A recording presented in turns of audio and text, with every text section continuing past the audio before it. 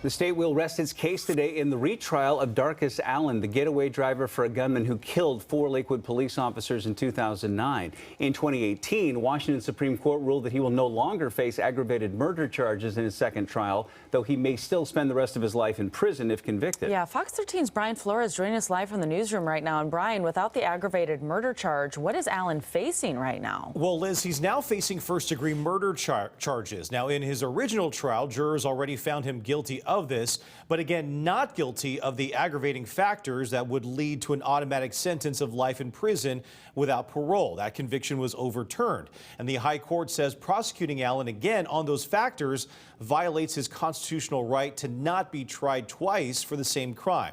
Now, again, this all began more than a decade ago. Allen was a friend of Maurice Clemens, who attacked 4 Lakewood officers, Sergeant Mark Renninger and officers Greg Richards, Tina Griswold, and Ronald Owens, as they sat in a coffee shop preparing for their Sunday morning shift at the time.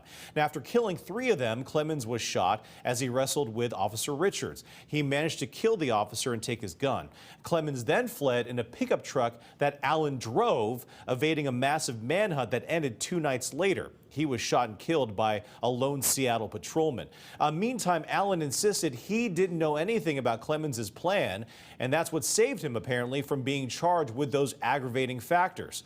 The jury decided it could not be proven that he knew the targets were police officers or even that Clemens planned on killing anyone, acquitting him of those charges. Now, if convicted in this trial, Allen would face a mandatory minimum sentence total of 100 years. Last week, we heard from law enforcement witnesses, and today the state again will rest its case. And Fox 13 plans on having a camera at the courthouse. We'll keep you updated as we learn more today. In the newsroom, Brian Flores, Fox 13 News.